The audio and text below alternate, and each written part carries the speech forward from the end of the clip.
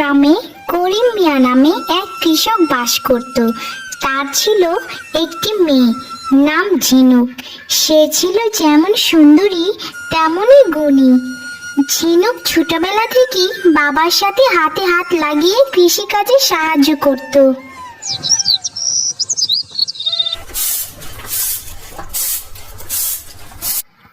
মা, আমি মাঠে যাচ্ছি, বাবার খাবারটা দিয়ে আসি, আমারও মাঠে একটু কাজ আছে। আচ্ছা যা মা।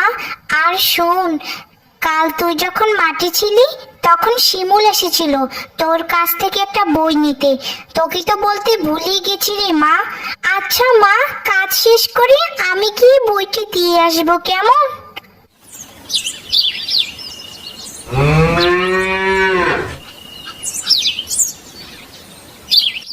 মা ঝিনুক, তুই সব সময় কেন মাঠে এসে কাজ করিস বলতো? তুই বাড়িতে থেকে মন দিয়ে পড়াশোনা কর, আর আমি মাঠের দিকটা সামলে নেব। আমি চাই তুই শহরে গিয়ে পড়াশোনা শেষ করে চাকরি কর। না বাবা, আমি তোমাদেরকে ছেড়ে শহরে যাব না। পড়াশোনা শেষ করে এখানেই কিছু করব। এই মাটির গন্ধ, মাঠের বিশালতা ছেড়ে ওই দম বন্ধ হওয়া উঁচু উঁচু দালানের ওখানে আমি থাকতে পারবো না বাবা। জেদ করিস না মা, এরকম হলে কিভাবে হবে বলতো? কৃষকের মেয়ে কি কৃষকেই থাকবি? তুমি জেদ করো না তো বাবা, আমি এখানেই থাকবো, এটাই আমার শেষ কথা। আমি শহরে যাব না কখনো। হা হা হা, আমার পাগলি মেয়েটা। এভাবে বেশ কিছুদিন কেটে যায়। একদিন করিম মিয়া হঠাৎ খুবই অসুস্থ হয়ে পড়েন। তখন ফসল বোনারও সময় চলে আসে। তিনি অসুস্থতার জন্য মাঠে কাজ করতে পারছিলেন না। বাবার এমন অসুস্থতার জন্য বাবা মাঠে যেতে পারছেন না।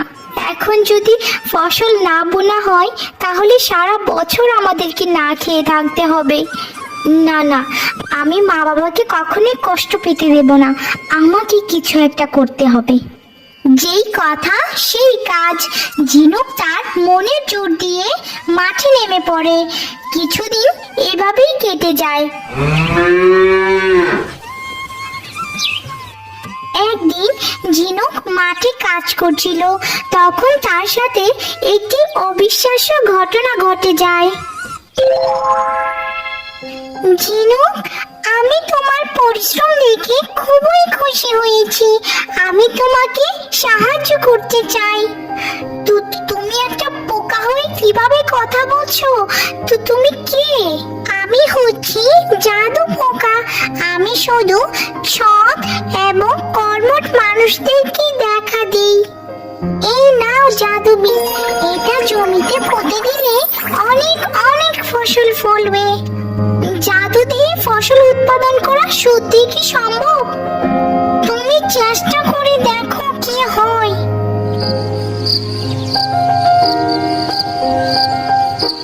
সত্যি কি এটা সম্ভব, জাদু দিয়ে ফসল ফলানো?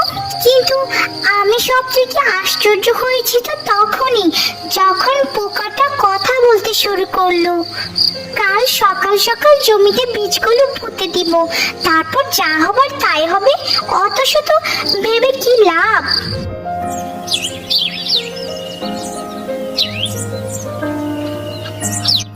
যাই, বীজগুলো জমিতে বপন করে দিয়ে আসি।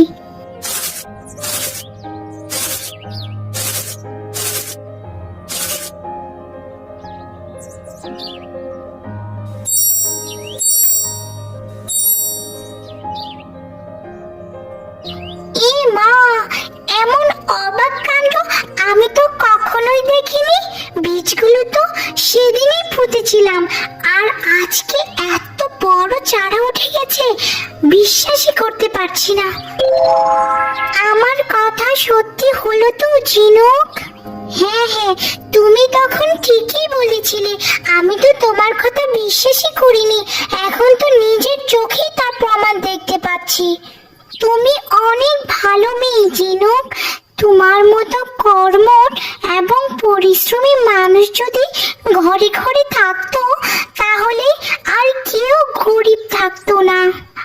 আমার সমস্যা তো প্রায় গুছিয়ে গেল, কিন্তু গ্রামের যে শত শত মানুষ অনাহারে অর্ধাহারে দিন যাপন করছে তাদের কি হবে?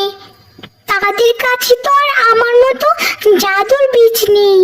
কোনো চিন্তা করো না ঝিনুক, সবার ঘরে ঘরে আমি জাদু বীজ পৌঁছে দেব, তুমি নিশ্চিন্তে থাকো। সত্যি বন্ধু, তাহলে তো আমাদের গ্রামে আর কেউ অনাহারে থাকবে না, সবাই দুবেলা দুমুঠো ভাত খেতে পারবে।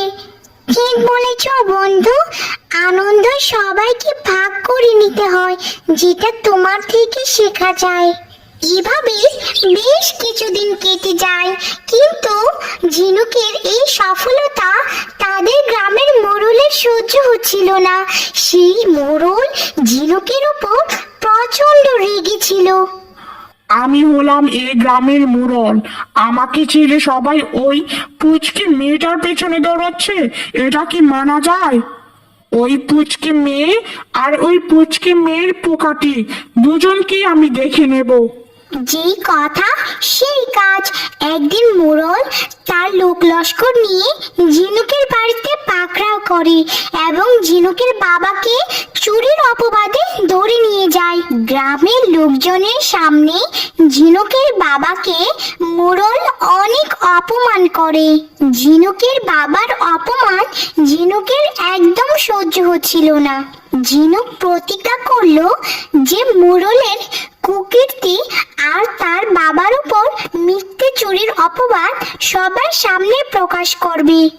ঝিনুক, মন খারাপ করো না, তুমি তো সাহসী মেয়ে, তাই না? আমি দেখছি ব্যাপারটা, তুমি একদম চিন্তা করো না। ওই মোড়লের দেখো কি হাল করি। না বন্ধু, আর তুমি কিছু করবে না, এখন যা করার আমি করব। দেখো মোড়লের পর্দা কিভাবে আমি ফাঁস করি। এরপর ঝিনুক গ্রামের বয়স্ক মুরব্বীদের সামনে মোড়লের পর্দা ফাঁস করতে শুরু করে। ঝিনুকের এই সাহসী মনোভাব দেখে গ্রামের সবাই খুবই খুশি হয় এবং ঝিনুককে নিয়ে তারা গর্ববোধ করতে শুরু করে। তোমার জন্য আমি অনেক গর্বিত বন্ধু। আমি হচ্ছে জাদু পোকা, কিন্তু জাদু দিয়ে সব কিছু করা সম্ভব নয়। সম্ভব হয় মনের শক্তি, আত্মবিশ্বাস এবং কঠোর পরিশ্রম দ্বারা, যা তোমার থেকে শেখা যায়।